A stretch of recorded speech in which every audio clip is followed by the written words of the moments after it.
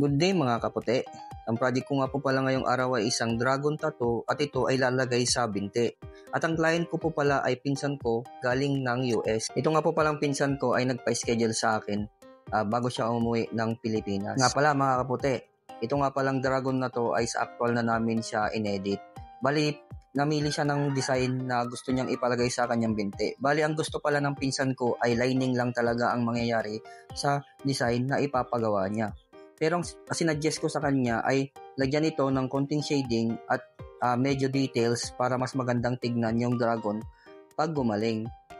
Pero ang gusto talaga ng pinsan ko ay lining lang dapat ang mangyayari sa dragon niya. Pero nung may pinakita ko sa kanyang design na dragon na medyo maraming shade at maraming details ay nagustuhan niya ito at inapprovean niya agad. Bali dito mga kaputi ay nahirapan talaga ako sa pagdot-dot ng details niya dahil itong dragon na napili namin na itato sa balat ng aking pinsan ay napakahirap talaga at sobrang detalye.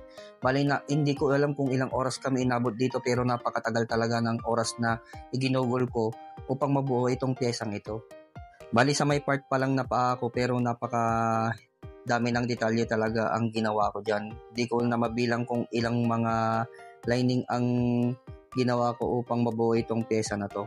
Bali gumamit ako dito ng 7RL na MO cartridge at gumamit din ako ng 23 round magnum at 7 round magnum para sa shading. Bali halos puro lining lang talaga yung ginawa ko dito at konting shading lang yung ginawa ko. Bali kung makikita nyo sa design ay puro lining lang talaga yung ginamit kong needle sa pyesa na to at konting shade lang ang pinanghampas-hampas ko sa design. Bali dito nga ay gumamit din ako ng konting advanced black and gray pero medyo dark yung ginamit ko kasi medyo dark din yung tattoo ni pinsan ko eh. Kaya kailangan na dark talaga yung ilalagay ko dun sa ginagawa kong pyesa. Bali nag-usap na kami bago kami mag-start na gusto niya na kapag gumaling yung tattoo niya ay dark pa rin yung kakalabasan kaya dark wash yung ginawa ko sa advanced black and gray. Bali konting puti lang yung pinatak ko tapos puro black na tapos hinaluan ko na lang ng konting tubig. Mga siguro 2 drops para hindi malapot yung pagsasawsawan ko kapag nagkukulay na ako at madali lang siyang pumasok. Bali ang gamit ko nga palang tubig na pinanghahalo ko sa ink ay distilled water. Minsan gumagamit din ako ng Wilkins, basta mineral, pwede nyo naman siyang gamitin. Tsaka pwede rin palang gamitin yung witch hazel. Nilalagay din yun sa ink, pwede nyo siyang ipatak kapag nagtatato kayo. Para hindi siya lumapot or hindi tumigas yung ink, papatakan nyo siya ng konting tubig or distilled water, pwede rin yung witch hazel, yun yung mga ginagamit ko kadalasan kapag nagtatato ako. Pero 1 drops lang, hindi ko siya pinapatakan ng madami, depende na lang kapag magba-black and gray ako or mag-gray wash, yun ang mga madaming tubig na ginagamit at nilalagay ko sa ink. Kasi kailangan mo makuha yung shadow at yung contrast na ginagawa mo pag nagba-black and gray ka.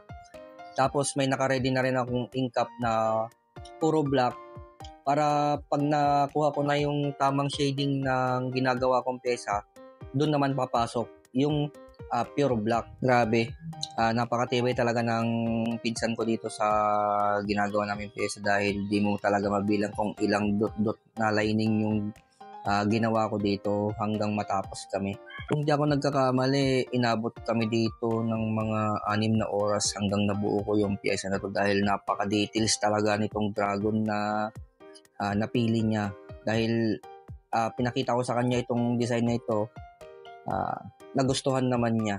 Bali, nag-usap kami na sa susunod na uwi niya, mga by January, magpapatato siya ulit. Kaya nagpapa-edit siya sa akin ng design na sus na design sa may braso niya. Kasi yun ang gusto niyang ipalagay. Bali, balak na talaga niyang isabay yung sus tattoo niya bago siya umuwi ng Amerika. Kaso hindi na niya kaya ng oras. Kaya sabi niya sa susunod na lang na uwi niya, doon na lang niya ipapagawa yung sus tattoo sa may braso naman niya. Bali dito ay halos patapos na kami sa design. Nasa taas na ako. Siguro nasa 2 oras na lang ito at matatapos na kami. Bali dito ay gumamit ako ng MO cartridge na 15 round magnum. Tapos gumamit din ako ng advanced black and gray para sa pag-details dito sa shading. Bali dito ay ramdam ko na yung sakit na nararamdaman ng pinsan ko. At dahil ilang oras na talaga kami nagdudutan at iilan lang yung pahinga namin. At dahil gusto ko na rin matapos yung pyesa niya agad at para makapagpahinga na rin siya dahil may biyahe pa siya kinabukasan. Dahil yung umuwi siya dito sa amin ay 2 days lang yung ilalagi niya. Hindi siya makakatagal ng matagal. At dahil madami pa siyang pupuntahan at ilang araw na lang ang natitira sa kanya at magpa-flight na siya babalik ng US. Bali dito mga kaputi ay halos patapos na kami, nasa part na tuktok na po kami. At konting push na lang at matatapos na itong ginagawa kong pyesa. Konting smooth shading at lining na lang at matatapos na kami. Bali dito ay tinitignan ko na lang yung mga ibang ilalagyan ng details at para mabuo na rin at matapos na itong ginagawa naming pyesa. Bali dito ay sinishade ko na lang yung mga part na naliningan ko na at dahil umaga na rin, mga nasa alas 2 na siguro ng umaga at nagdodot-dot pa rin kami. Bali sa mga gustong magpatato ng mga ganitong design ay maaari nyo po akong i-chat or i-message sa aking Facebook page at wag po kayong mahihiyang magtanong at ako ay agad na magre-reply sa inyong mga inquire. At ito na po pala ang finished product. A total of 6 hours. Grabe, 6 hours po yung inabot namin sa design ng aking pinsan hanggang natapos siya. At sa mga may katanungan, huwag po kayong mahihiyang magtanong. I-message nyo lang po ako sa aking Facebook page na Remar Manuel Esteban, Esteban Tattoo, at Esteban Tattoo Kamiling. Maraming salamat.